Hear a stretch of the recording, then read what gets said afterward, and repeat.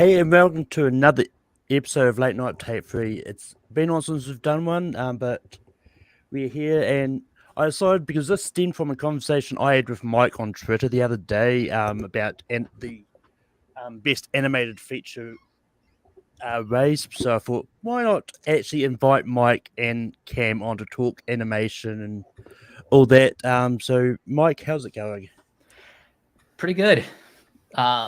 I'm excited to talk about a topic that I am quite passionate about. And also, you've got Cameron Ward. Cameron, how's it going? It's going great. Been looking forward to this podcast to talk about what the Oscars, what the possible nominees might be. So we'll just have to see. Yeah, it's definitely been an interesting year for animation because we've had some films that just sort of just like straight Netflix now. I don't know what the eligibility is at the moment because whether they have to be theatrical again, I don't know. But I've got no sort of rhyme or reason for how I'm planning this. I'm sort of going to go through sort of what was actually released, and at the end we'll probably talk about the five each three of us will think we might make it in. The first movie that we had that came out this year was Hotel Transylvania, Transformania, whatever the title is. But Mike, what are your thoughts about Hotel Transylvania 4? It's fine. It's very. It's not as good as the previous three. One of the reasons is because Genndy Tartakovsky was not directing this one, and that's no disrespect towards the actual filmmakers. It's just I think this franchise just kind of ran its course, and this is sort of just like, the franchise kind of petering out a bit. Yeah, and Cam, what was your feelings about Hotel Transylvania 4? I was very whelmed by it. I was a little disappointed. Still had the franchise's like amazing animation. All the character animation that Sony is doing right now is wild. They're like up there with DreamWorks with the best character animation in the business. You did not need to make a fourth movie. If Genndy was not going to direct, and it was just such a... I don't want to make anyone feel bad, but it felt like a direct-to-video plot with its storytelling and such. It was just a mess. I get why. I don't even think it's on the Oscar qualifying list. Yeah, it's not on there. I think Sony kind of said nope. We'll wait until next year. So yeah, this is one that it definitely did feel like a straight to DVD, especially with the fact that your lead or Dracula wasn't voiced by Adam Sandler this time as well. It was but it was Brian Howe, I think I want to say it was. Yeah, he's a YouTuber, and a few of the actors did not come back. The guy who plays Frankenstein did not come back, and Kevin James, I think. Yeah, Kevin James. Yeah. I think he was played by someone else. I forgot his name, but still. Yeah, I mean, it's just one of those ones. It was a fun movie. I mean, I enjoyed it for the most part. It's just one of those ones it was released way back in January, so I didn't think it was going to have any sort of impact anyway. But yeah. But moving on is probably one that arguably is a big contender for the Oscars, and that's Pixar's Turning Red. And this is the interesting one because this was put straight to Disney Plus. I don't know if it had a theatrical release before that, and if the Oscars are going. It had a small one. It's one of those New York or LA, and then you're never going to see it elsewhere. And then it showed up at Animation is Filmed this year as one of the films playing at the festival. Not competing, but just hey, if you want to see it on the big screen, you can. Okay, so yeah, so if it had those standard releases, then yeah, it's definitely eligible. Then it was the one of those ones that like I wasn't too sure. But yeah, now it's cleared up. But Cam, what was your thoughts about Turning Red? Oh, I love the movie. I rewatched it this morning just to kind of refresh it in my memory. I think I've watched it like maybe 4 times now, just over the span of this year. I liked the characters. I loved the themes of just like coming of age, puberty, and just how they approach it. The ongoing tradition or trend right now of Disney and Pixar talking about familial trauma and disconnect between the parents and the next generation and the previous generation. We'll talk probably about this with Strange World when we talk Yep. about it. And it's just good. I love Domishi's directing. I thought the characters were great. The animation was wonderful. A lot more expressive than a lot of the typical Pixar fare. And music was really good. Yeah, I want to see more. And luckily, Domishi, like the reception turned out to be so good that she's now has like a higher position at Pixar. So I can't wait to see what happens there. So Oh yeah, like Turning Red is definitely one of those ones that I really hope they would have done a like for consideration theatrical re-release. Just to get it back in the minds of voters again because and I think that is the I think that is one of the reasons which is why I'm slightly sort of worried about it just because a lot of people may forget that it had that limited run. I mean, I think it will get a spot. I'm not counting it out completely. right, Um, right. but yeah, it's just one of those ones on why people forget that it actually came out because it was a streaming one. But Michael, what are your thoughts about Turning Red? For the longest time, this was in my top 10 of the year, for all the reasons that Cameron said: the animation, the characters, that this was such a personal story for Domishi. I'm happy that she got to bring that to life, and I also just really love the soundtrack. For basically like a week, like straight after watching the movie, I would have those songs playing on repeat multiple times. Just such a fun movie, and I really Well, regret not seeing this in theaters.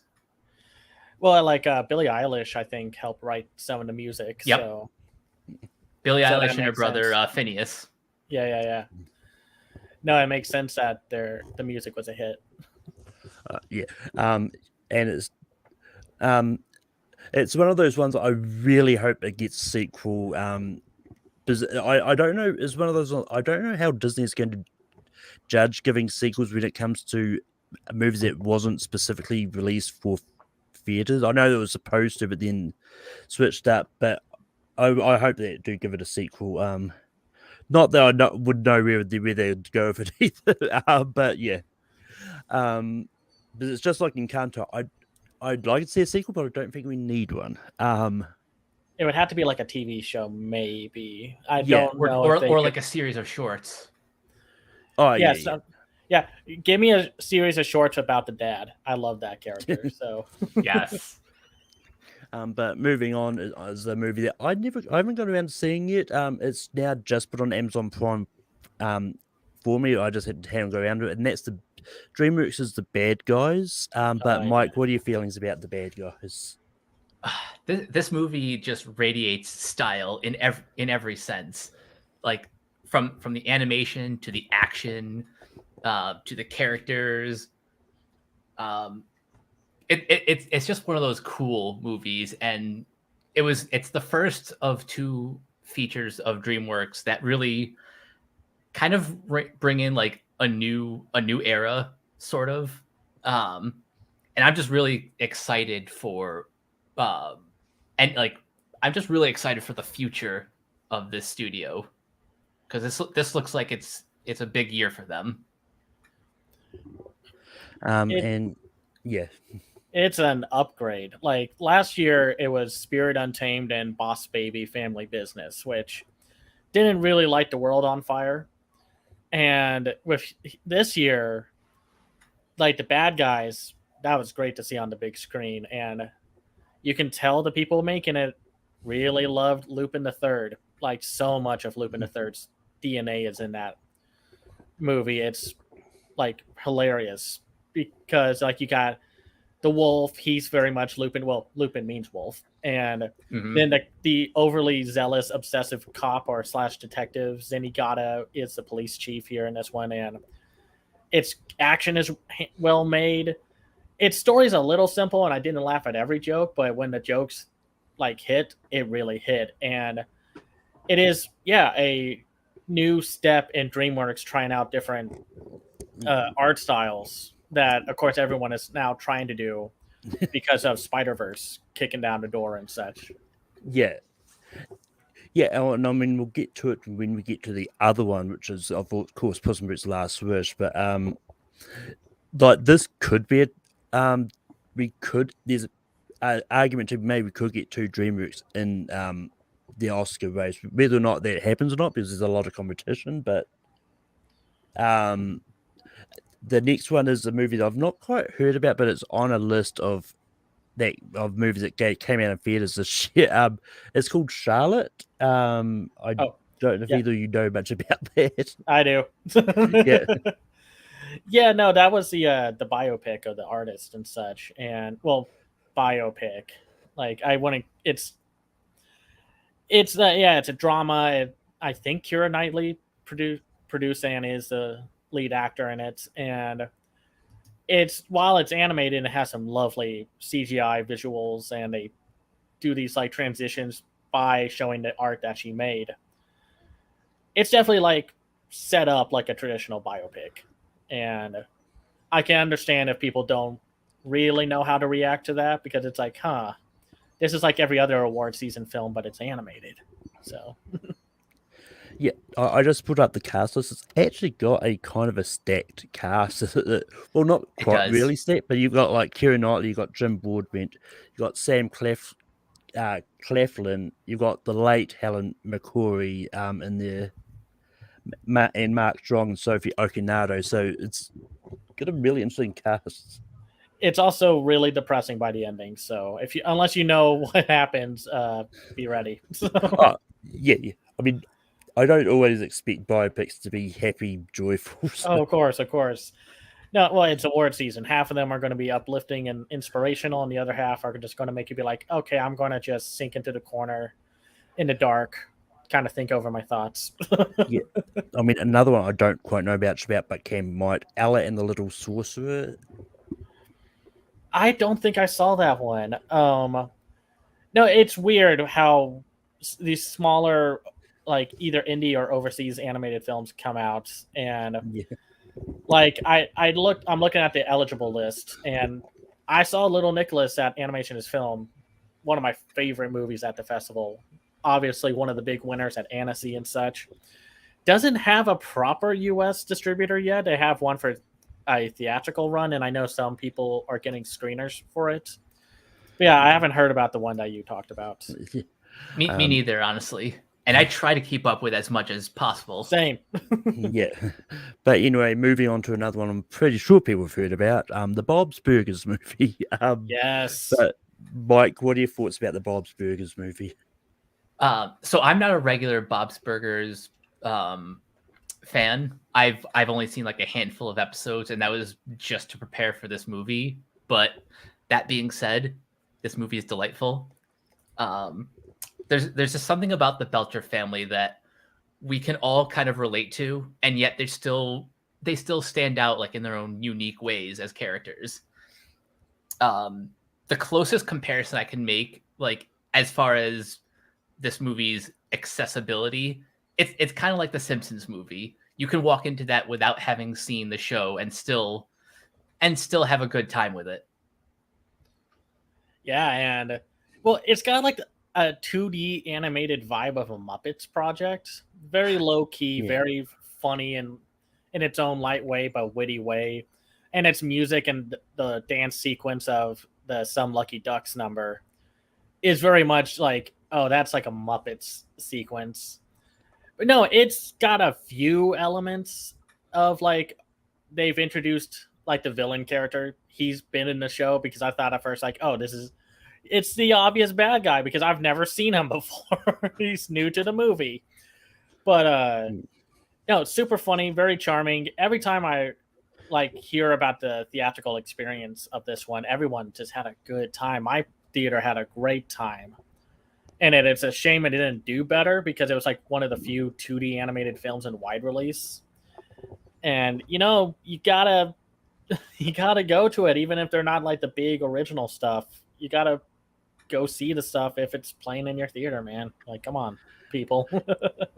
Oh yeah, I mean, this is one that I missed when it was in cinemas, just because like I was of the mindset like, oh, I'm probably gonna need to see the TV show before I go see this. I was like, but then when it dropped on Disney Plus, I was like, you know what, I'm gonna watch this. I've heard a lot about this, and I think I heard Mike say that you don't need to see the show to enjoy this movie. But yeah, I really enjoyed the movie.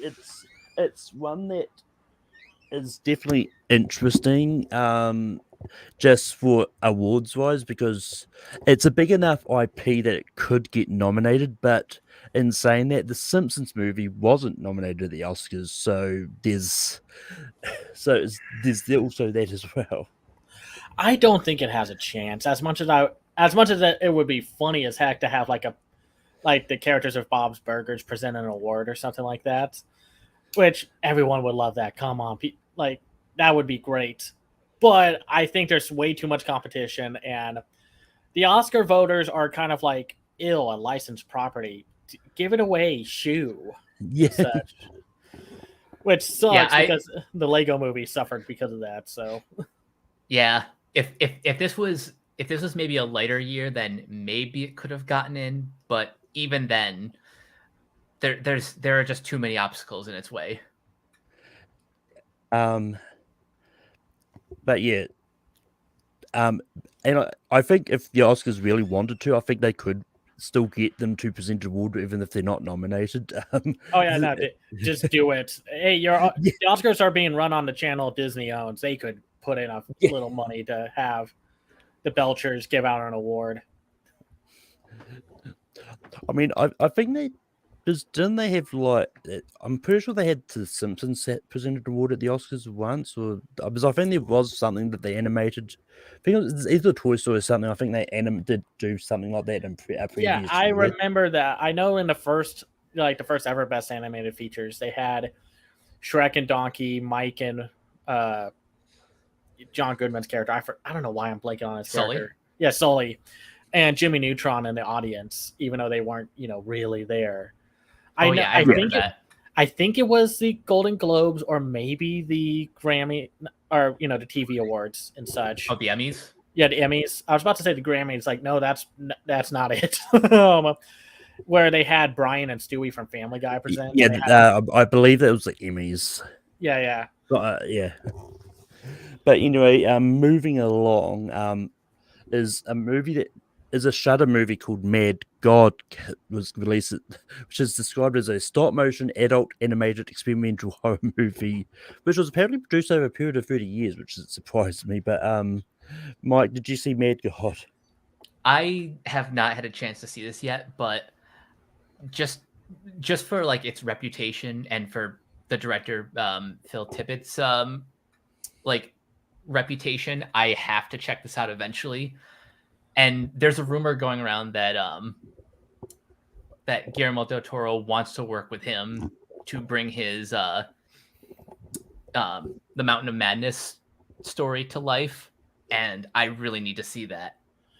If he's going to team up with Phil Tippett, that's perfect because Mad God is very much like a Dante's Inferno kind of like trip through hell, and it's got that old school Phil Tippett style of stop motion. It's not crisp and clean like a lot of Aardman or Leica properties. It's got a lot of the like the clunky wonkiness that you would see like in old stop motion projects back in the day. I will say I think it has zero chance. I think voters will look at that and be like, nope. They will just nope right out of that thing. But the fact that about the Annies, I think it might have a better chance at the Annies. But the fact that it was still as successful as it was shows that there was an audience for it. They still do like occasional screenings of it at my Alamo that's down the street from me. And but it could have a chance. I don't know. Unless the Oscars are going to be like, okay, let's get weird. Then they're going to probably we'll have to see. Yeah, no, just a quick side note. I was going down the awards what calendar the other day. Is like, and it's like, it's one of those ones like I completely forgot where the awards seemed because then I saw that the Golden Globes awards are being announced next in a few days. It's like, how did that dick go? But anyway, next up we have probably one of the two most controversial movies of the year, Lightyear, was released. And Cam, what are your thoughts about Lightyear? Like, it's good. It's just on the lower tier of good for Pixar, and that's unfair to it because Pixar keeps getting put into this spot of you got to be A++ material or else it's trash, like instant trash. And it's like, no, it's not. It's a solid sci-fi action adventure film with another story of like the disconnect between Buzz and just like pushing forward with the mission and sacrificing his friendship and connections with the people that he knew. And then throughout the movie makes new connections and a found family kind of thing.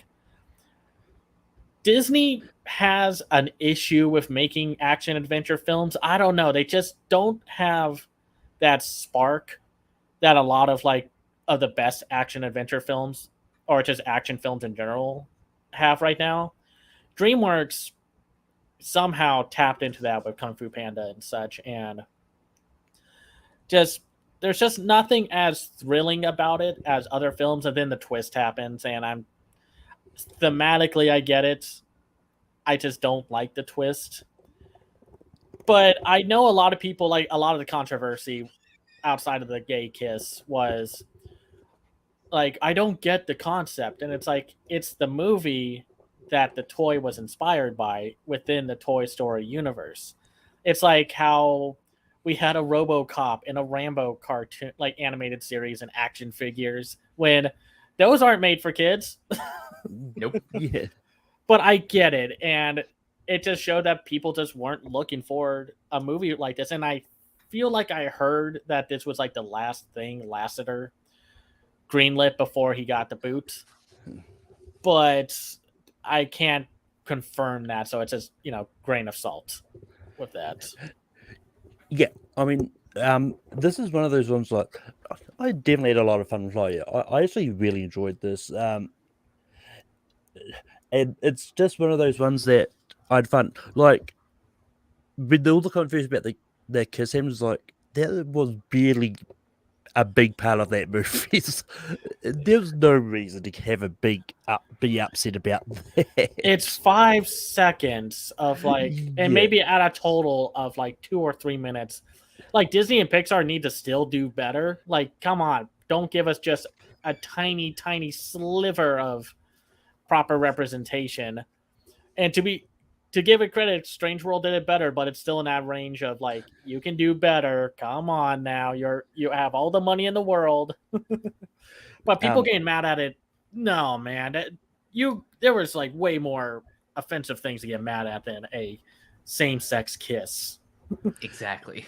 Yeah, and it's just one of those ones like, especially when it comes to Oscar chances. Like this is one of the ones that I had the debate with Michael about because because it's one of those ones like I wouldn't be surprised if it does sneak in there. Well, I get it. It didn't do that well box office and that. Like just going down the thing for the Oscars, like even Treasure Planet is another sci-fi thing like that. It slid into the thing. I don't think it's going to win. But I do think if the Pixar movie gets in, it's going to be turning red. But I wouldn't be surprised to see Lightyear in there as well. But Mike, what are your feelings about Lightyear? I, on the whole, really enjoyed watching this movie. It does kind of help that I saw it both times in Dolby, so I had like the most immersive experience. But like from a storytelling perspective, the twist doesn't fully work, and I think the movie has a stronger first half than it does a second. But like everything about it from a technical perspective is still as great as your typical Pixar film. The animation is gorgeous. These characters are like really well designed. Like the world building is even well done. It's just to springboard off what Cameron said, something about Disney action adventure movies kind of feel like, to a lesser extent, putting a square peg in a round hole. Like they're so used to the like musicals and musicals or like those more traditional stories. Although with Pixar, I think they're a little bit better at action. The Incredibles is still one of their top tier movies, right. but I get what you're saying. Like at least this year, comparatively, DreamWorks has the leg up. I just don't know if this one has a chance. I mean, I'm so afraid to make a guess and say it's not going to make it, because it's like, I don't know what these Oscar voters are going to vote for. They're probably going to do that whole infuriating thing of, well, I'm going to choose the film that my kids like. And it's just like, no. I have a whole issue about that, but we don't have time for that. But I don't think it will. I think if they're, pardon the pun, they're going to put it all on Red. Yeah, that's what I feel too. But yeah, the next movie that came out is from a studio which, as far as I remember, I don't think it's ever been nominated for Best Animated Feature, and that's Illumination. That's Minions: The Rise of Gru. But yeah, I haven't got around to seeing this. Mike, what are your feelings about Minions: The Rise of Gru? I am of a higher opinion of the Minions movies than most of our peers. And I have no real constructive reason why. I just have a good time watching these movies. This one especially just it just like hit the right notes for me just at the right time. Luckily when I saw this, I didn't have like those like really extreme audiences that they were like, throwing bananas at the screen or everything. Suits. Oh gosh, I forgot about the Minion suits. Oh man. Yeah, that was a whole thing that happened over the summer. I didn't have those either. I just had a theatrical experience of wonky sound like execution, and then sitting in a room full of 20 and 30-year-olds having an absolute blast watching the movie. Oh, same. Yeah, it's fine. I don't think Illumination got nominated once, and that was back in 2013 when they did Despicable Me 2, but that was a weak year. So the problem is Illumination just doesn't put out award-worthy films, and they don't need to. They make all the money, which you think they would put back into production of making more award-friendly films. I mean, they're doing that like an adult animation studio, and that trailer or teaser for that short that they're crafting right now that got put out on the web, and that looks amazing. Oh yeah, that looks gorgeous. But yeah, it's just they have good ideas. They just don't go far enough with the ideas at all. And then anytime they have cool ideas, it's just like they're underutilized. The cast is underutilized. I love the villains, but they are boring villains. They just have good voice actors, and they don't take all the puns far enough. And the action is decent, and when the comedy hits, it hits, and there are a few nice moments here. But it's like I'm a little more frustrated, but only with Illumination, but only because I know they can do better. They just don't choose to. Yeah. Yeah, isn't it Illumination suing Super Mario's? Yeah. Yep. Yeah. So next year could be interesting because they could get in there, but once again, Super Mario IP. That's another. We'll have to see. It looks great, so I'm hoping for the best for it. I'm always rooting for them, so don't take Same. my like sour notes and such. Yeah, well, With I like, mean, well, that's the thing. Like as I said on one of Michael's posts, like I'm intrigued, but I'm that last trailer they released for Super Mario. Like, maybe you want to see the movie. I don't care, but I don't really like Super. I don't really like the character of Super Mario. And I mean, I thought the same about Sonic the Hedgehog. Actually, was I didn't care about Sonic the Hedgehog. I went and see that movie. I enjoyed it. But moving on, is we move over to G Kids, which did with the Deer King. I don't know much about this, but Kim might. Mike and I do. I saw this in theaters with the English dub, amazing, and I got the screener for it with the subtitles. And well, Mike, what do you think about it? I've only seen it the subtitle version through a screener, and it's been a while since I've seen it, but I do remember just absolutely adoring this one. Yeah, it's a really good. Like, I know a lot of people are like, "Oh, it's just Princess Mononoke 2.0," and it's like, no, it's not. They have like similar ideals and themes, but they're not the same movie. Just because the guy rides a giant deer does not make it Princess Mononoke. It's like got war commentary. It unintentionally kind of got released during the pandemic, so they have a little pandemic like context and subtext there. But yeah, I think it's a grand epic that's really just wonderfully animated, heart wrenching at the end, and I think this would have a chance. But got released this year, and I think G Kids are going to push everything onto that one. I agree with that. If those two films were released in different years, then we'd be having a different conversation. Yeah, and I mean, just going back to what you said about what people were saying about Princess Mononoke, I hate that argument. I mean, anything is similar to something else. Like Avatar is, I haven't seen the first Avatar in a while, but I remember when that came out, I was like, oh yeah, it's just Ferngully again, but it's got similarities, but it's Don't not the people like same. Ferngully? Like, I'm so confused by that criticism. Like, I thought a lot of people liked that movie. So Yeah, yeah, but once again, but Avatar's not animated, so don't need to talk about it right now. Anyway, moving on, we've got Paramount's Paws of Fury: The Legend of Hank. oh gosh, Which Oh boy. which I missed it myself. I don't. From Cam's reaction, I don't think I'm missing much. But Mike, what are your thoughts about Paws of Fury?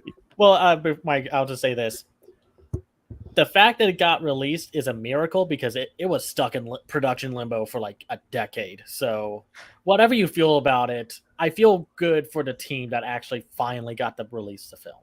So, Yeah, that's mostly why I ended up not hating this, because I was frankly just happy for like the people who poured blood, sweat, and tears to like to put it out in the first place.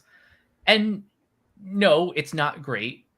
I wouldn't even call it good, but I laughed more than I didn't. it's a weird, awkward movie because it's trying to be a family-friendly version of Blazing Saddles, and they carry over some of the same jokes. So it doesn't really work or make sense if you know what Blazing Saddles is making fun of. But there are a few really good jokes.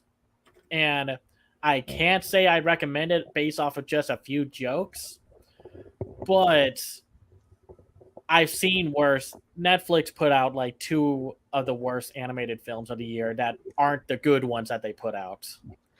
Like they put out some great stuff this year, but they put out two movies that are like the worst, and they didn't even market or care about one of them. So, This was called Blazing Samurai at one point, wasn't it? yeah, It was. Yeah, yeah. And it was supposed to be humans, but they changed it to cats and dogs to make it more family friendly. And it's just like, listen, I know Zootopia was a thing, but this doesn't work like Zootopia or Beastars or something like that. So, Yep, moving on from family-friendly cats and dogs to family-friendly cats and dogs. DC League of Super Pets was the next one. And this is one I really wish I'd go around and see. Like, I will eventually see it eventually, but because I do really want to see it. But Mike, what are your thoughts about DC League of Super Pets? I had a good time with this one. It's not my favorite DC animated movie by any means, but I like the general story. I love the Justice League. Not all of the designs. What they did with Cyborg and Aquaman is kind of bizarre, but at least it has a great cast. A surprisingly great villain performance by Kate McKinnon as like the hairless hamster or something or guinea pig, yeah, or something like that. And yeah, and the super pets themselves are just delightful. I think my favorite character is Natasha Lyonne. She plays the turtle. I think his name is Myrtle. Yeah, the fact that they let her curse and not just bleep out, like they bleep it out, but the fact that they still let her curse and they keep that in is hilarious because Natasha Lyonne owns that character. She's the best part about that movie. Oh yeah, but yeah, I was less enthralled by it. It's like they wanted to have a distinct visual look, but it doesn't go into the route of like Mitchell's versus the Machines or Spider-Verse or even the bad guys. It's kind of stuck in a weird, awkward middle point. It has a few good jokes. I like some of the side characters. I think this is some of the most distracting, like, celebrity casting because all of the Justice League members are played by big names and they don't do anything in the movie. They don't get like a handful of lines. I think Keanu Reeves is like the only one who gets maybe as much lines as Superman, John Krasinski does. But they're all in the trailer, unfortunately. Yeah, no, and though I will say the henchmen guinea pigs, the ones that were played by Thomas Middleditch and what's his name? Ben Schwartz. The guy who's let's see. Yeah, like he's Sonic and then he was Leonardo in the recent TMNT, like Ben something. Oh yeah, Ben Schwartz. Yeah, Ben Schwartz, and I love their little interactions, but otherwise I could see why this film didn't do well. And it's a shame. It could have worked, but it's also did a few weird production things where it's like we made original animal characters. And it's like, you don't need to do that. There were like 500 animal sidekicks in the DC comic history. But I get it. It was fine. Yeah. Once again, this is one that definitely probably doesn't have a chance. But once again, if it does, then it's probably The Rock's only chance to be nominated for an Oscar because he doesn't really do Oscar movies. No, this one has no chance. This thing bit dust at the box office and it got just middling reviews. It probably did great on HBO Max, but that's only because like, oh hey, now I can watch it. Yeah. Yeah. I'm going to double up on this because I've got two G Kids movies that came out sort of within a month of each other, and that's Inuo and Goodbye Don Glees. Cam, what are your thoughts about either of these? Inuo is like the best Japanese animated film of the year. It's one of the best films of the year. It's the best musical of the year. And the fact that it's getting left off of so many award ballots and nominations is a crime. And I mean, I could go into like how so much foreign animation is ignored by the general voting bodies and such. But the fact that Masaki Yuasa was able to craft such a like emotionally driven musical, like it's a musical mostly in the back, like the second half, while the first half is basically building up the journey of our two characters and all of the LGBT subtext is there. G Kids are going to put out a dub in January when it's released on Blu-ray, where the subtext becomes like not subtext. And Goodbye Don Glees is great. loved the coming of age tale of the three friends and their journey to like find this one thing and then just what their friendship and what they want to do with their futures and such. I know a lot of people compare it to Anohana, which has sort of a similar premise, but because, one of the characters, doesn't make it through the whole movie. um, and it's just their memories and such. It's beautifully animated. I don't think it did well at the Japanese box office, which is a shame because so many of the anime films that came out this year did gangbusters, like Jujutsu Kaisen Zero, Dragon Ball, One Piece, Film Red. So I wish more people got to see it. It's about to be released on Blu-ray in a few weeks, so give it a watch. Yeah. And Mike, what are your thoughts about either of the two G Kids movies? Basically echoing what Cameron said. These are two just spectacular films. Inuo specifically was for a while my number one movie of the year. It's only taken down for a film that we'll be talking about later, but yeah, it has great music, great animation, a really like powerful story. Just I'm just sad that not a lot of people have seen it or even heard of it. And honestly, the same can be said for Goodbye Donglese. The fact that it didn't even do well in Japan is just really depressing. But I hope once these become available on home video in the States, that more people give these two a watch. Yeah, like the Deer King is also available on Blu-ray, and I'm sure it's going to be on some streaming service sooner or later. Yeah. It's one of those ones that I really wish like foreign animated movies get released sort of more widely over here because like a lot of these I only find out like years later when they randomly pop up on Netflix or something for me. It's like, oh, I'm gonna give this a watch.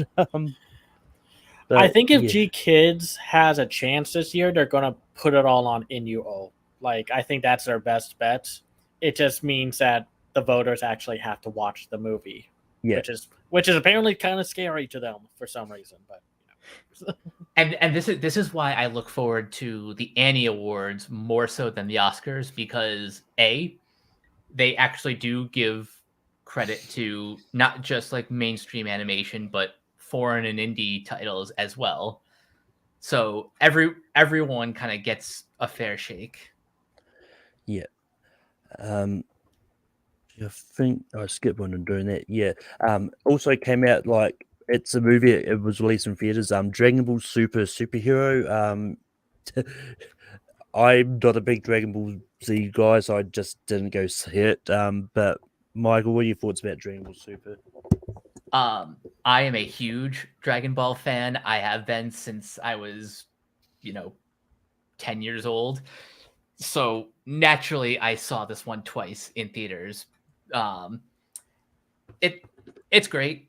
If you love Dragon Ball, you're going to love this. If you specifically are fans of Gohan and Piccolo, then this is absolutely a movie that you need to see because they take the spotlight and they are awesome.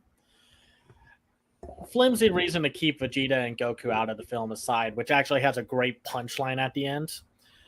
Yeah, I like that Gohan and Piccolo got more attention this time because they got sidelined hard after they had to bring back Goku because everyone was like, I want Goku. I don't want these other characters.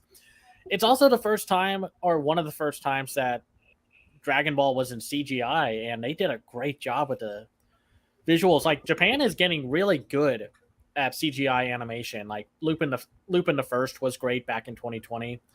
That new Slam Dunk movie looks amazing.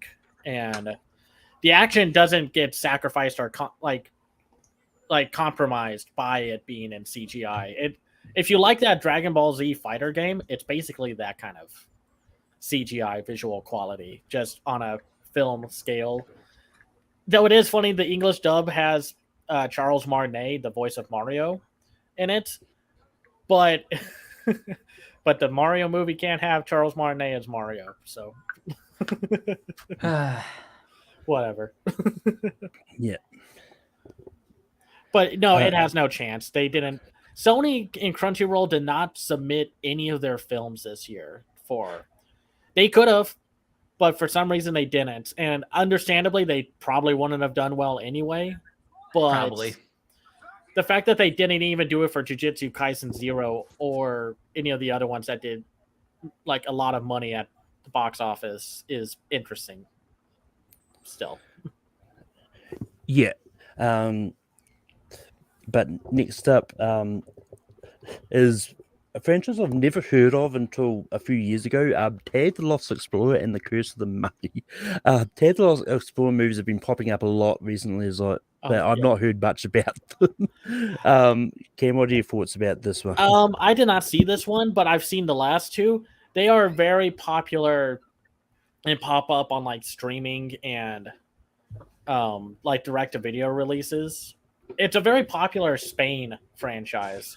Like it won a major animated film. Like the first one won the major animation award when it was released. The second one just kind of went under the radar, and it's been kind of hard to keep track of like how many of these overseas animated films get released, because sometimes they'll be like, oh, Netflix will pick them up randomly, or then they just get like a release from Lionsgate or some other small distributor or something, and it's just like, okay, well, I can't talk about your film if I don't know it got brought over. So yeah. And Mike, any thoughts about Ted and Lost Explorer? Unfortunately, because I haven't seen it, nor do I even know where to access it, I unfortunately can't add much.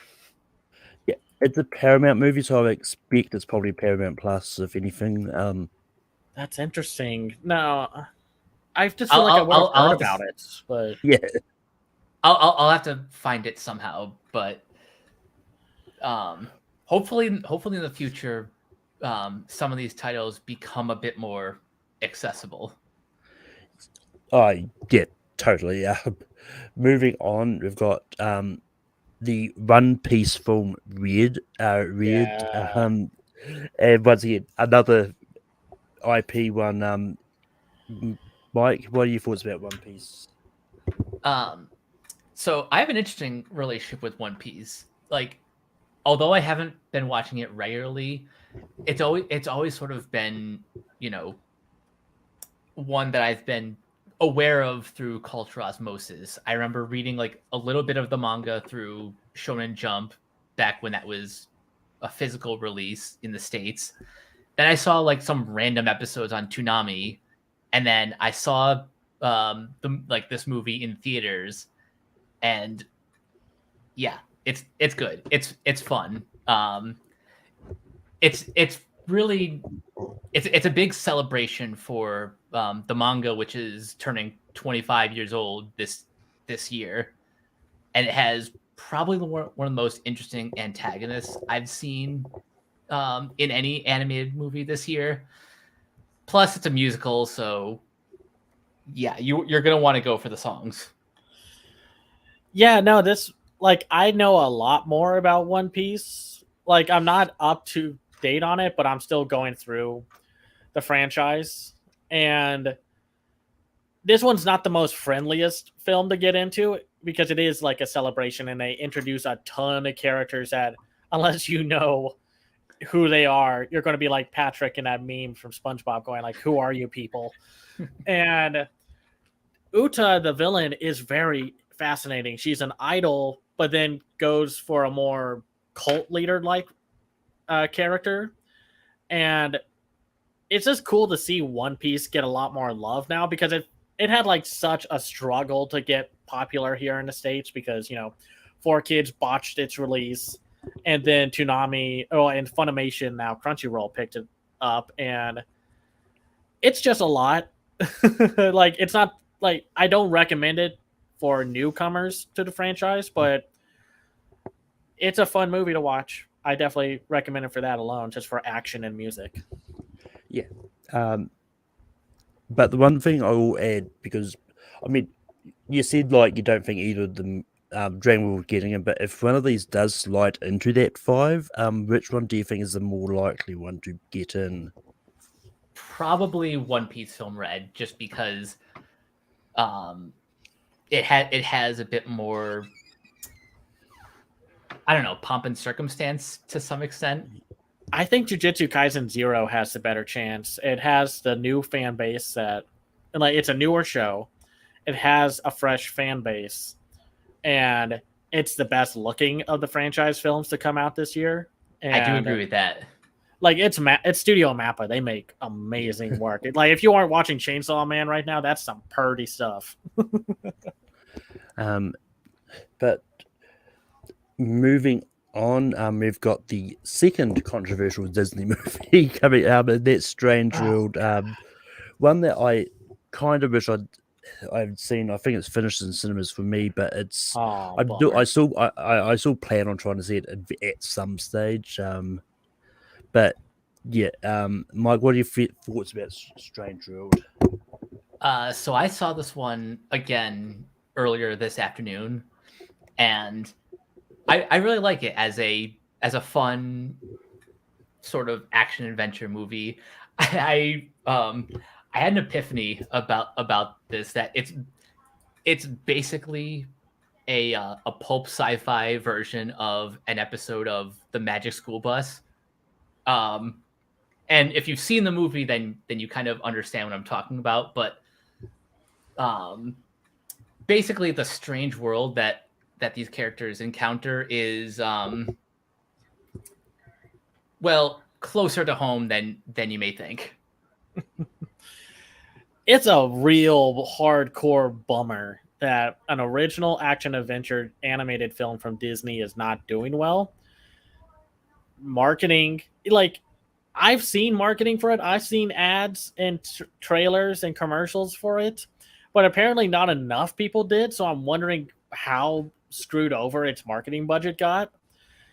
But it's also the fact that, like, a lot of people wanted another Treasure Planet or a Atlantis, the Lost Empire, and we finally get one, and nobody shows up, either because they don't know it exists, or it's like, well, it's not Treasure Planet, and it's just like, come on, people. It's a good, solid adventure movie with, again, Disney's like current trend of generational trauma and disconnect, and the twist of like where you find out like what kind of world this is reminds me of a lot of like Terry Pratchett work, like like Discworld and such, especially the ending and such. And I thought it was like I like the characters. Some of the side characters are forgettable, but the stuff with like the dad, the grandfather, and the son are great. I think they could have cut out a few aspects of it. Like, I don't think they needed Splat. Splat's a cool character, and then I get why he's there, but you also have the dog, and the dog has one of my favorite scenes of the year where they're having breakfast, and the dog, like, every time it cuts away from them, has eaten a piece of the toast that's on the table and such. And again, the LGBT representation here is better, because you actually get to see the character. You actually get to see them bond. It's still like 5 or 6 minutes of the entire film of like 120 minutes or something like, no, not 120 minutes, like 110 minutes. Yeah. And it still could have been way more. Like, in some regards, I wish they brought the crush on the like onto the ship and such. And the villain reveal is, or it's not even a villain reveal. It's just kind of like, they're doing what they're trying to do to survive and such. And I saw it's a very wasted plot beat, that reveal. And I saw a little bit of this at Animation as Film before it got released. It was not a great work in progress preview because the producer was just talk. And it's like, just show me the movie, which, you know, we're going to talk about Puss in Boots: The Last Wish, and I saw the first 30 minutes of that, and I was like, that's how you do a preview, man. Yeah. The marketing for Stranger was really bad, especially in this end of the world, because like I never saw a trailer at the start of any Disney movie, which is that's a problem. Yeah. Yeah, Yes. like I mean, I mean, as well. There's things like I knew it was coming out because I'm in this space. I'm always sort of looking to see what's coming out, without sort of really any marketing. But it's like it's also one of those ones that if I was a general audience, I'll probably look at the things. Oh, Strange World. I've not seen a trailer for that. I'm one of those ones that probably would go see it, even though I know absolutely nothing about it. Um, but yeah, it's just one of those ones that the marketing could have been better.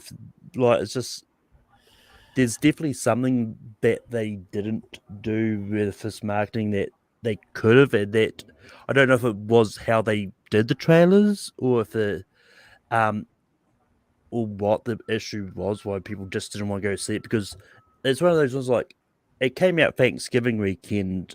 You'd think that people would want to go like there will be that's a perfect time to release a animated a movie for a family to enjoy.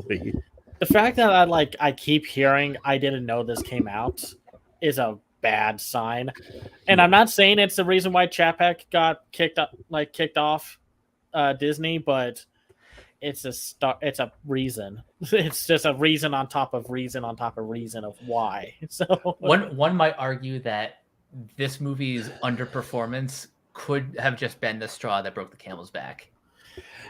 and so many people are going to use the gay representation as a reason why it bombed. Don't do that. I've already saw one article saying that, and it's like, no, like, Yeah, honestly, I wouldn't be surprised if it was a 1-2 punch of Lightyear underperforming and Strange World underperforming, which is like, I was like, I've got to go and save Disney. um, um, no, it's just weird. Like they've had a weird, wonky year. Like I know their Marvel films did well, but the way that people talk about them is that they didn't do well enough, and that's the same with like Lightyear underperforming, Strange World underperforming. I know both of those are going to probably be fan favorite films in the next decade. So Oh, certainly. I swear by it. So yeah, no, it's one of those ones like, and honestly, I think if we get one of Lightyear and Strange World in the 5 for best animated, I'm probably going to lean towards Strange World just because there's potentially already going to be a Pixar movie in there with Turning Red. I So just don't see them. I don't know. I'm 50-50 with Strange World. If it did better and people had more like enthusiasm for it, I would say it might be like Encanto, where like it just blows up like once it gets put on Disney Plus. But I'm not sure. We'll have to see. yeah, I don't get me wrong. I'm not confident about Oh either yeah, of yeah. them. I'm just saying, like, as a surprise, I wouldn't be surprised if they get if one of them get slides in there. But moving on, we've got another Crunchyroll one, which I don't know if you've had a chance to see it. The quintessential quintuplets movie. Oh yeah. No, I didn't get. I asked for a screener for this one, but it was like a little too late. I saw one episode, well, 2.5 episodes of the show, and I really liked the show. And to give this one credit, while you do have to watch the show, it is like the finale to the story. So, Yeah, and you don't see that often. So, and that's why like Dragon Ball Super Superhero and Jujutsu Kaisen Zero were good, because they continue from the story or before the story or after. yeah. But yeah, and the other one that sort of is here, but also came out that I don't know, Evangelion 3.0 plus 1.0 Oh Rise of yeah, Honor. Evangelion. Yeah, and that one's probably going to make money because everyone loves Evangelion. The franchise is like one of those top tier anime profit makers. Oh yeah. Well, we didn't see it in theaters, but we did watch it last year when it was put on Amazon Prime, and that's a lot of fun. That's a great movie, even if it's intensely long and a lot, and you can't watch it on its own. Just No.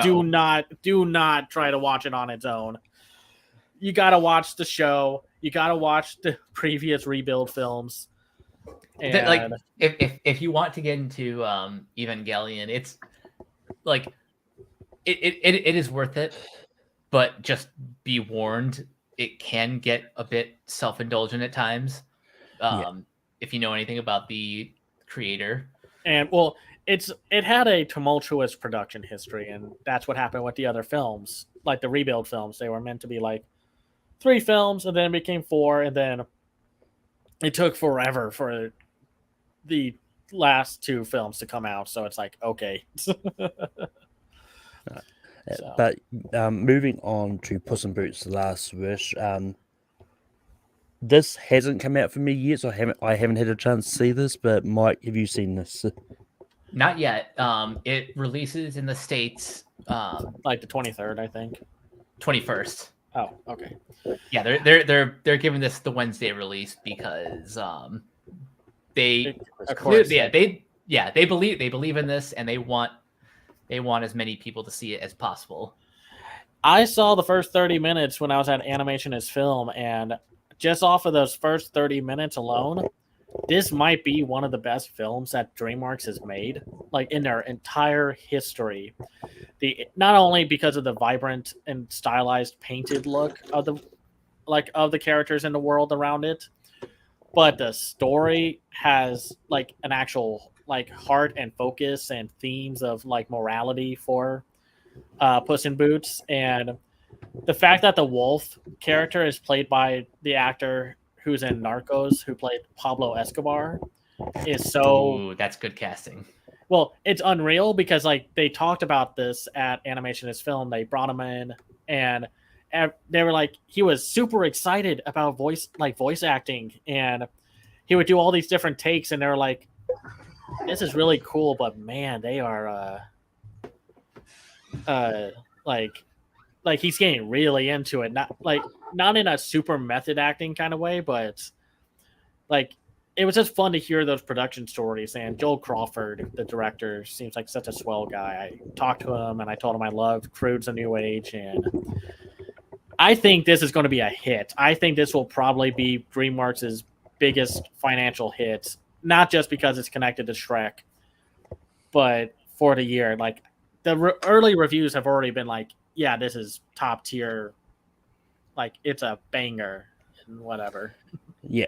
And it's going to be interesting to see if we get a return of like the Shrek characters in this. I think in one of the trailers it did spoil that Gingerbread Man is coming back, but with some of the bigger ones, I don't know.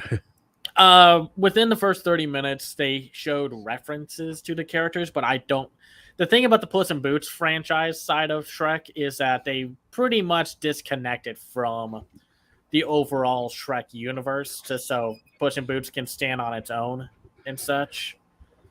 So I don't think they're going to be in it a lot. The director, the producer, the writer, and the head of animation, I think that's all of them that were there at Animation is Film, talked about how they're going to show references, but they don't expect like a full reunion and whatever. So I mean, honestly, if we are going to get this big reunion, they're not going to spoil it by going, "Oh yeah, we've got Mike Myers coming back." It's like they're going to want the big things, like people making all the big surprise videos and stuff about it. No, there's like it's funny because Universal and Illumination keep kind of hanging like the possibility of Shrek coming back over everyone's head, saying like we are working on a revival. You just don't know when we're going to drop it. Yeah, I think the success of this movie will determine not whether or not we get a Shrek reboot, but how soon we get it. Yeah, I'm not gonna lie. I almost forgot Puss in Boots: Last Wish was coming out this year because I think this is one of the ones that was supposed to come out a few years ago in the midst of the pandemic. I just momentarily forgot about it until a trailer came out the other day. It's like, oh yeah, I can't wait for it. Same. But yeah, some other ones that did come out, but I think they are just streaming ones that probably won't have any impact. But Die of a Wimpy Kid, Roderick's Rules, the second of the animated revival one. Not even close. Not even Oh, close. yeah. It's not even that great of a film. Like, I mean, it's better than the first one, but I just no, they're not. It's an hour. It's 75 minutes long. They're not going to push it for a theatrical release. Oh, And yeah. and they put out like that new Night at the Museum film, and they're not going to push that one at all. Like, Well, like yeah, I mean, well, that's the thing. I think if they were if they were going to get a theatrical release, they would have had it a couple of weeks before they had dropped on Disney Plus. no, it's like the films that I think that were like going to streaming, like for Netflix and such. The ones that have a chance are pretty much like the Sea Beast, Wendell and Wild, and Pinocchio. And no, not the Lionsgate Pinocchio. Do not put that out there. I watched that movie recently. That was boring as tar. I don't know why the internet took to that one, because the Del Toro one is amazing. It's perfect. Guillermo del Toro's Pinocchio is, well, tied with The Fabelmans, but it is my number one movie of the year. It is incredible. It is a work of art in like every sense of the word. The stop motion animation is incredible. You can see like all the imperfections in like the way the characters move, in like the design of like the architecture. Every little detail is so like meticulously planned out. It's just a masterpiece. Yeah, it's just an amazing movie. Probably his best film since Pan's Labyrinth, and it's hard to disagree. Yeah, it's thematic elements of just, again, this whole year and these past few years have had disconnected families and imperfect families, and finding love through the imperfections and flaws that we have, like in the fact that Pinocchio is a wooden boy, and the fact that he doesn't change back into like a real boy. He stays wooden throughout the whole thing, and how it takes place during World War II gives it a very dark but not surprising twist to the story, because the original Pinocchio is dark. And I can't believe it's two this year, but I've had two films where they take jabs at Mussolini. This and Titina both pretty much have the same gag as that. So I am amazed that it's like that Phineas and Ferb meme. If I knew two animated films this year would make fun of Mussolini, rightfully so, I'd have two nickels, which isn't a lot, but the fact I have two of them is more than I thought I would. Oh, Cameron, you're gonna like this. Tom Kenny is in both this and the Lionsgate one too. I know, it's weird. I don't know what, and he's going to be in a third one. I don't know why or how. His agent was like, "You want to do 3 different Pinocchio films? Because you can. You got the paycheck for it." And it says, "Oh, it's funny." I mean, honestly, I wouldn't be surprised if they're getting him in because he's a recognizable name. Like, no, the locks are pretty much turning red in Del Toro's Pinocchio. Like, the other 3 are going to be kind of up in the air. So, oh yeah. I mean, I actually almost forgot about Netflix altogether because for whatever reason on the list that I was looking at, when I was going through this, didn't have any of them because I realized, hang on, Sea Beast came out. I never talked about it. But yeah, I haven't seen Pinocchio or Wendell and Wild yet, but I really enjoyed the visuals of the Sea Beast. I thought it was good. Mike, what are your thoughts about the Sea Beast or any of the Netflix ones? The Sea Beast is awesome. It's basically like an old-fashioned swashbuckling adventure film, but with like Disney quality animation and just really mature storytelling too. Yeah, it's a story about the danger and risk of like people in power reshaping history through fear mongering and propaganda to change the narrative to like why the sea beasts are so dangerous and why the kingdom and the people don't want them. It's very much How to Train Your Dragon, but with pirates. And Yeah, Wendell and Wild is just a fun, dark comedy that Henry Selick, man, everyone needs to make sure he can keep making movies. I love his work. I know a lot of same. people had mixed thoughts about how the overall story execution went, but I still think the good outweighs the bad with Wendell and Wild. And I think there's a high chance that Wendell and Wild and Pinocchio could very well take up 2 other spots there. The only other one that could maybe throw a wrinkle in the situation is Marcel the Shell with Shoes On. Like this that is one's an interesting project because it's very equal parts live action and animation. Like Marcel and all of his family are all stop motion, and it's really well executed. This is based off of a handful of like two short films that were released like back in 2010 that just blew up in popularity. And the movie is actually kind of about Marcel's popularity too, which is kind of wild. Yeah, like at first, because when it hit wide release, everyone loved it. But then nobody went to see it, which is a shame because you think after everyone went to see Everything Everywhere All at Once, they'd be like, man, I can't wait to see what A24 does next. But they didn't take that excitement. I liked Marcel the Shell. I didn't love it, but that's me. I need to rewatch it. It's more the fact that it's like I think it kind of like slows down too much during the middle half of it all, but the last third hits me in the feels, and I'm just like, man, I'm about to cry because of a Jenny Slate voiced shell with shoes on. Okay, this is 2022 in a nutshell. But yeah, Michael, if you were to pick the 5 you think will be an animated feature, what would the 5 be? So as of today, the 5 that I'm predicting are Pinocchio at number 1, Turning Red at number 2,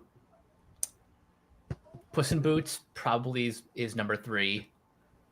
Number 4 and 5 are the tough ones. I think number 4 would be Marcel the Shell, and number 5, Wendell and Wild. Cam, what would be the 5 you'd This is tough. This is a good year, and Netflix, if they really wanted to, could take up all 5 spots. They put out enough films. I don't think they submitted them like enough to take up all the spots. Yeah, I mean, like they have like Drifting Home, which was a great coming of age story from the Penguin Highway director, and Apollo 10 and a half, A Space Age Childhood, could also make it in there, and because like now people are more aware of it because of Richard Linklater getting up in the Oscars' face, being like, "Hey, my film qualifies. It's animated.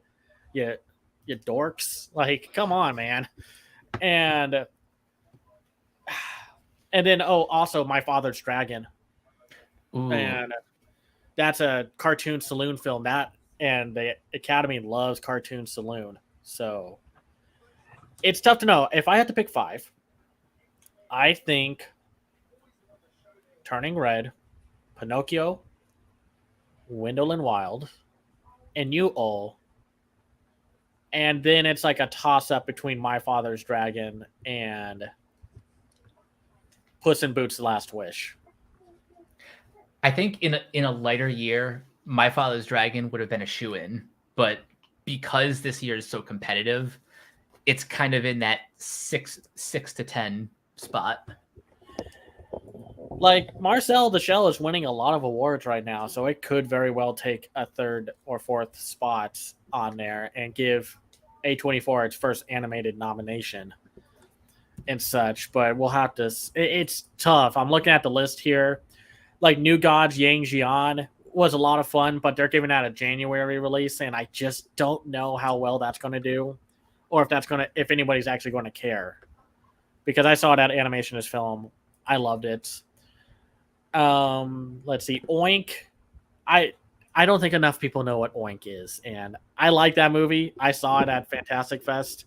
Delightful little film, but I don't think it's going to do well. Run Tiger Run and Eternal Spring. I just don't think enough people know about it. Those are like the filler films.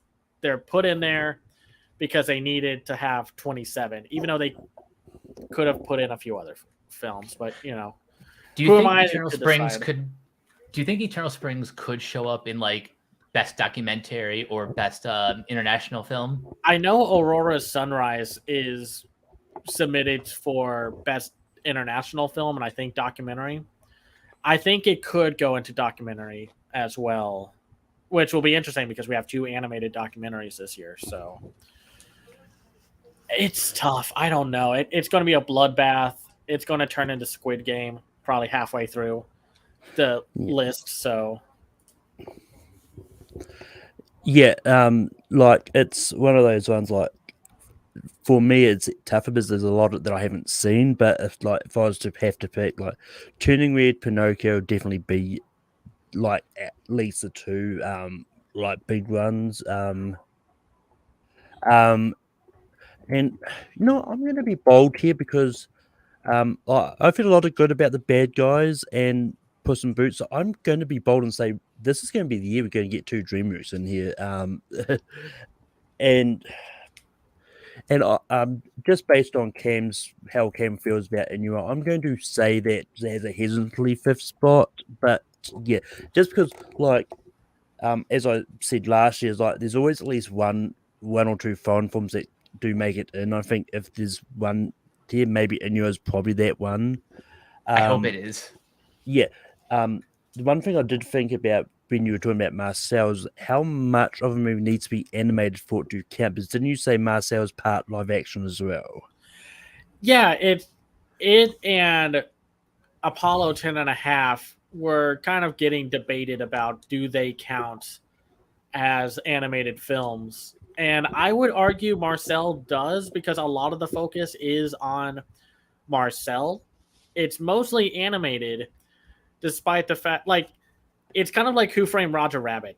A lot of, I would say about 85 to 90% of the film is animated, and the animation is the focus. And I don't know why they had an issue with Apollo 10.5. That's all rotoscope.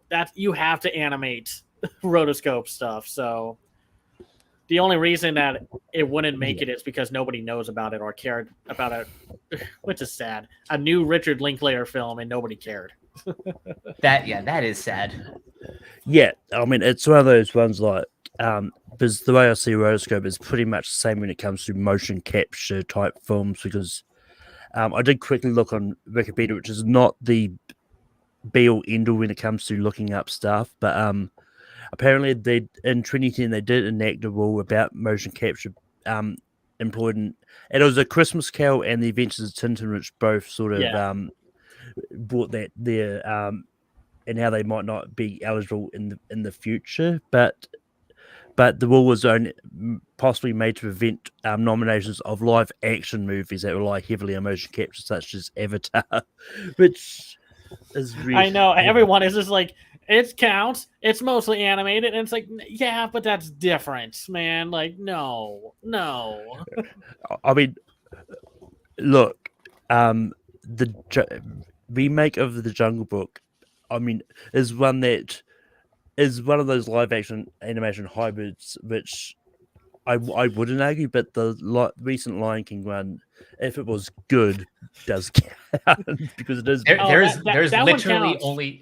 There's literally only 1 second of live action footage. It's the sunrise.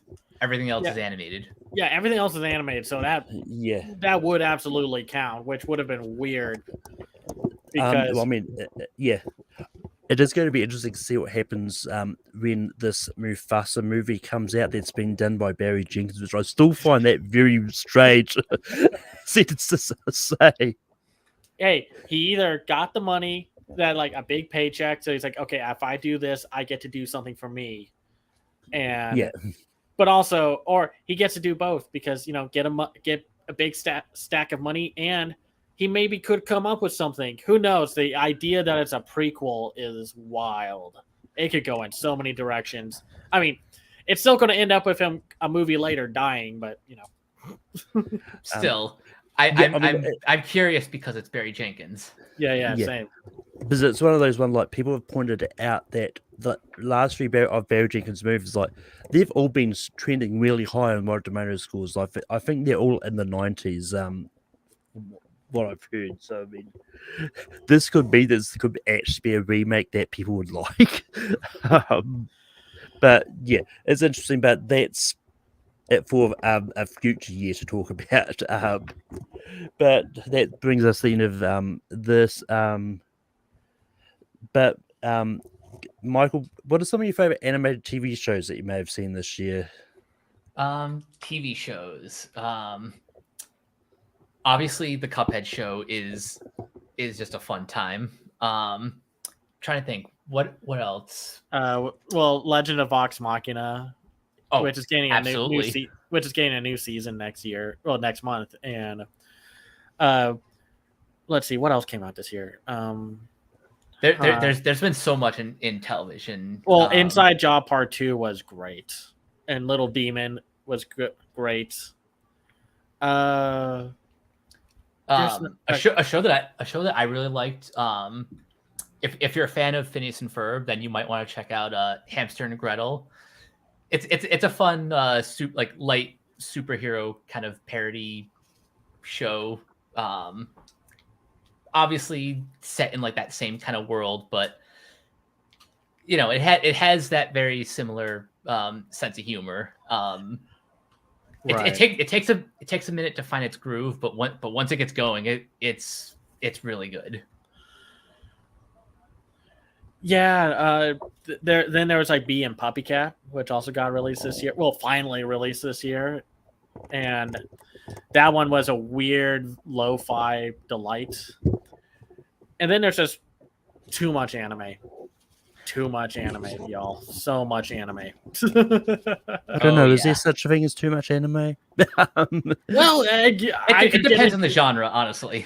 Oh, I could talk about this and say yes, and then go into like a 5-hour video essay about it, but that's another time. So, but yeah, for me, outside of the like major animated series like Family Guy and Simpsons, I always watch. Some of the newer shows I watch, I didn't watch a lot of animated TV shows. I really should get onto that, but I really enjoyed Little Demon. I thought that was a lot of fun.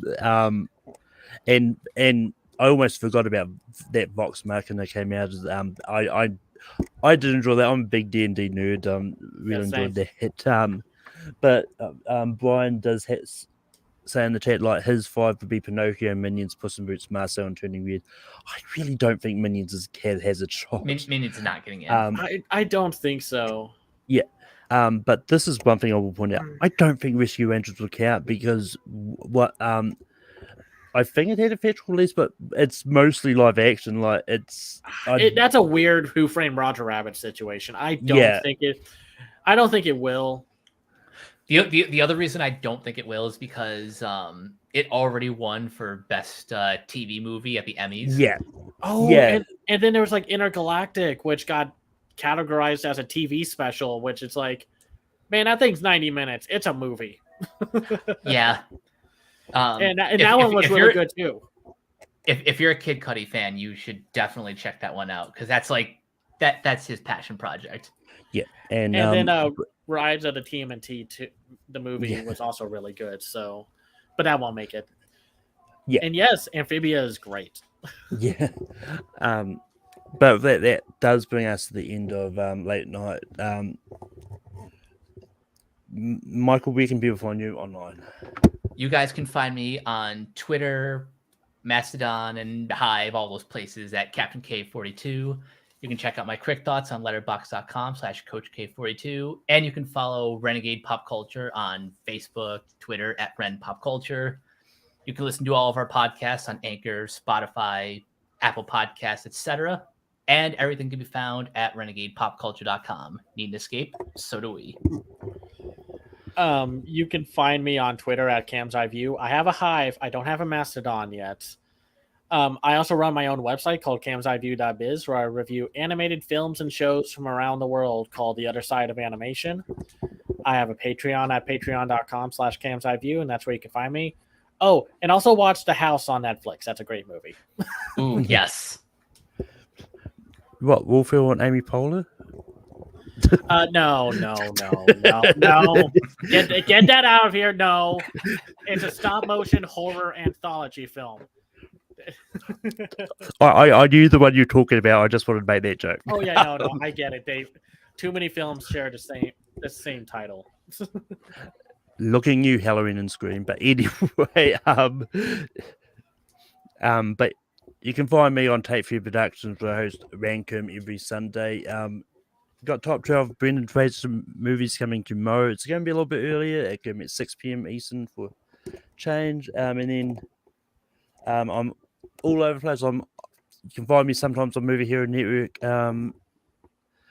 doing a lot of stuff over there with brackets, tier rankers, all that. You can find me all over the place doing trivia. But yeah, until next time, see ya. As I find something to do. I'm sorry, what are you talking about?